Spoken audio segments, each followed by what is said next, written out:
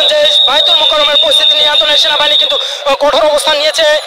Police গ্রেপ্তার করেছে, তিনি কিন্তু বায়তুল মোকাররমের যে সাবেক যে খতিব আওয়ামী লীগের যে নিয়োগকৃত, তার পক্ষ হয়ে কিন্তু আজকে মুসল্লিদের উপরে হামলা করেছে, যার কারণে কিন্তু নামাজ শেষে মুসল্লিরা তাকে পুলিশের হাতে সুপার্দ করে এবং পুলিশ কিন্তু তাকে জনতার জনরোষ থেকে বাঁচানোর জন্য কিন্তু গ্রেপ্তার দেখিয়ে তাদের পিছন ভ্যানে তোলা হয়েছে।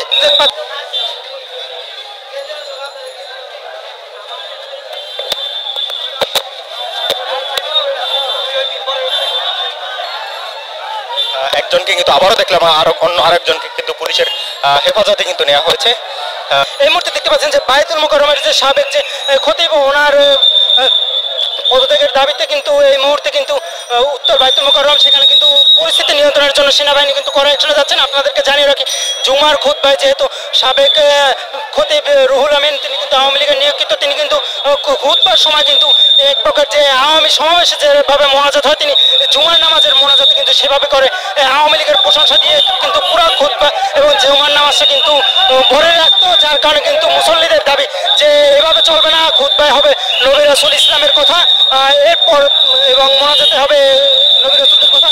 এরপর পরে কিন্তু বর্তমান যে খতিব শেখ হাসিনা পতনের পর যে খতিব নিয়োগ দেওয়া হয়েছিল, তার সে যখন নামাজ পড়েছিল ওই মুহূর্তে এসে কিন্তু পুরনো যে খতিব রুহুল আমিন উনি কিন্তু তাকে সরিয়ে নিজে বায়তুল মোকাররম দখলের চেষ্টা করছিল এবং তার পূর্ব প্রস্তুতি স্বরূপ 10-12 বাস করে কিন্তু তিনি গোপালগঞ্জ থেকে সন্ত্রাসী এনে তাদের উপর নাকি হামলা করেছে মুসলমানদের উপর এবং মুসল্লিদের উপর, এবং সেখানে বায়তুল মোকাররমে রক্তাক্ত হয়েছে এবং লাঠিসোঁটা সেই রুহুল আমিন তিনি কিন্তু তাদের লোকজন নিয়ে পূর্ব প্রস্তুতি স্বরূপ এসেছিল এবং সেখান থেকে কিন্তু নামাজ শেষে কিন্তু একজনকে গ্রেপ্তার করে পিছন ভ্যানে তোলা হয়েছে।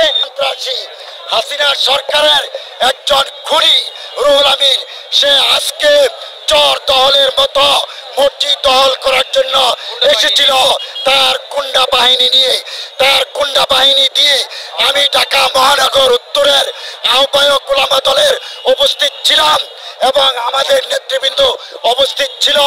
আমার ঢাকা মহানগর উত্তরের উলামা দলের এক সংগ্রামী নেতা যুগ্ম আহ্বায়ক মাওলানা জিয়াকে আপনারা দেখেন কিভাবে হাফেজ মাওলানা জিয়াউর রহমানে কিভাবে তারা মসজিদের আপনার লোহা দিয়ে এবং জুতা রাখার যে বাস্কেট দিয়ে রড ছুড়া তারা নিয়ে এসেছিল, এগুলি দিয়ে মসজিদের দরজা জানালা ভাঙচুর করেছে এবং মুসল্লিদের উপর অতর্কিতভাবে হামলা চালিয়েছে।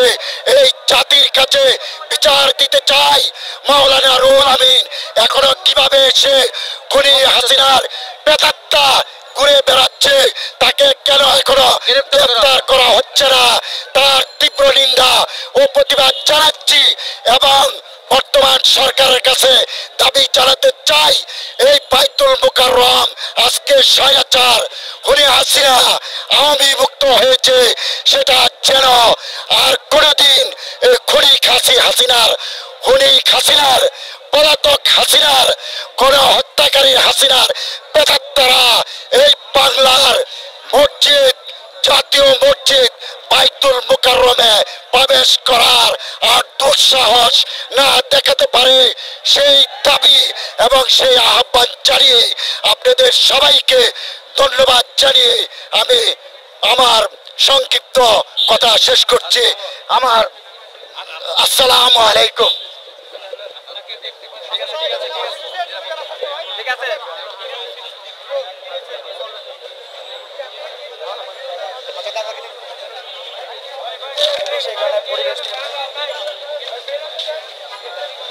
পরিবেশ পরিস্থিতি নিয়ন্ত্রণের কিন্তু চেষ্টা করছে প্রশাসনের ভাইরা। দর্শক আপনারা দেখতে পাচ্ছেন যে এখানে প্রশাসনের অসংখ্য ভাই তারা কিন্তু এখানে কাজ করছে। দেখতে পাচ্ছেন যে পুলিশ তারা কিন্তু পরিস্থিতি নিয়ন্ত্রণের জন্য এখানে যারা রয়েছে তারা কিন্তু আসলে এখান থেকে সরিয়ে দেওয়ার চেষ্টা করছে। অপরদিকে সেনাবাহিনীর সদস্যরা তারাও কিন্তু এখানে সতর্ক অবস্থানে রয়েছে। কোনো ধরনের অপ্রীতিকর ঘটনা এড়াতে তারা কিন্তু সতর্ক অবস্থান কিন্তু নিয়েছে। বায়তুল মোকাররম উত্তর গেটে দর্শক দেখতে পাচ্ছেন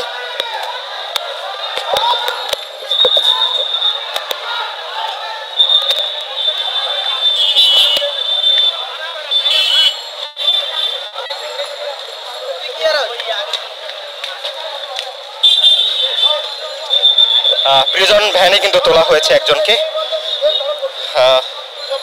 দেখতে পাচ্ছেন যে একজনকে প্রিজন ভ্যানে নেওয়া হয়েছে।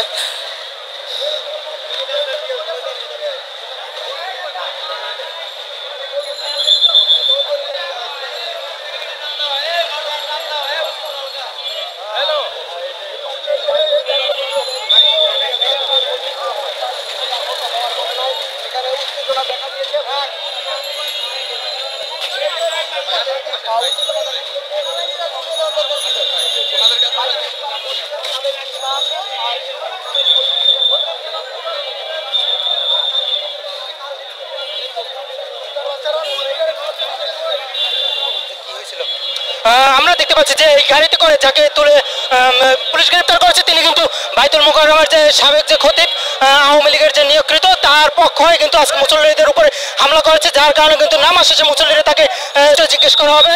এবং অনেকেই কিন্তু দাবি করছিল যে এখানে কিন্তু গোপালগঞ্জ থেকে প্রায় 10 থেকে 12 গাড়ি করে আওয়ামী সন্ত্রাসীদের এনে তারা পূর্ব প্রস্তুতি স্বরূপ ইট পাটকেল ব্যাগের মধ্যে লাঠি সোটা নিয়ে এসে তারা মুসল্লিদের উপরে হামলা করেছে। এবং আপনারা আরো জানিয়ে রাখি যে 5 আগস্টের পর থেকে কিন্তু এই যে সাবেক খতিব উনি কিন্তু আর আসে নাই মসজিদে দখল করার জন্য এবং সাধারণ মুসল্লিদেরকে যথেষ্ট মারধর করছে। উনি নিজে উপস্থিত ছিল এবং তার বেতারা সহ সাধারণ মুসল্লিদেরকে অনেক মারামারি করছে। এবং আপনারা গেলে আপনারা মসজিদের ভিতরে দেখবেন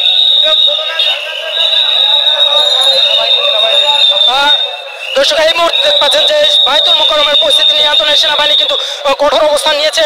এই মুহূর্তে দেখতে পাচ্ছেন যে বাইতুল মোকাররমের যে সাবেক যে খতিব ওনার পদত্যাগের দাবিতে কিন্তু এই মুহূর্তে কিন্তু উত্তর বাইতুল মোকাররম সেখানে কিন্তু পরিস্থিতি নিয়ন্ত্রণের জন্য সেনাবাহিনী কিন্তু কড়া অ্যাকশনে যাচ্ছেন। আপনাদেরকে জানিয়ে রাখি জুমার খুতবায় যেহেতু সাবেক খতিব রুহুল আমিন তিনি কিন্তু আওয়ামী লীগের নিয়োগকৃত, তিনি কিন্তু খুতবার সময় কিন্তু এক প্রকার যে আওয়ামী সমাবেশে যেভাবে মোনাজাত হয় তিনি জুমার নামাজের মোনাজাত কিন্তু সেভাবে করে আওয়ামী লীগের প্রশংসা দিয়ে কিন্তু পুরো খুতবা এবং জুমার নামাজটা কিন্তু ভরে রাখতো, যার কারণে কিন্তু মুসল্লিদের দাবি যে এভাবে চলবে না, খুতবায় হবে নবী রাসূল ইসলামের কথা এরপর এবং মোনাজাতে হবে নবী রাসূলের কথা।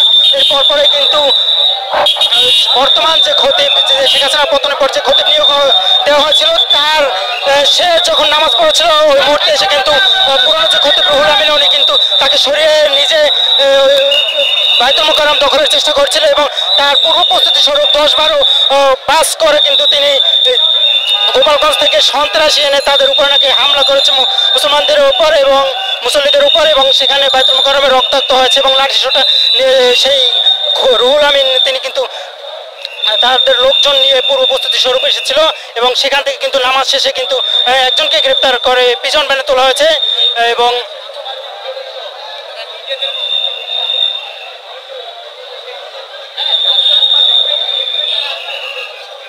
এই মুহূর্তে কিন্তু সেনাবাহিনীর কড়া অবস্থান চলছে বাইতুল মোকাররমের সামনে। আপনাদেরকে দেখানোর চেষ্টা করছি এখানে বিপুল সংখ্যক সেনাবাহিনী মোতায়েন রয়েছে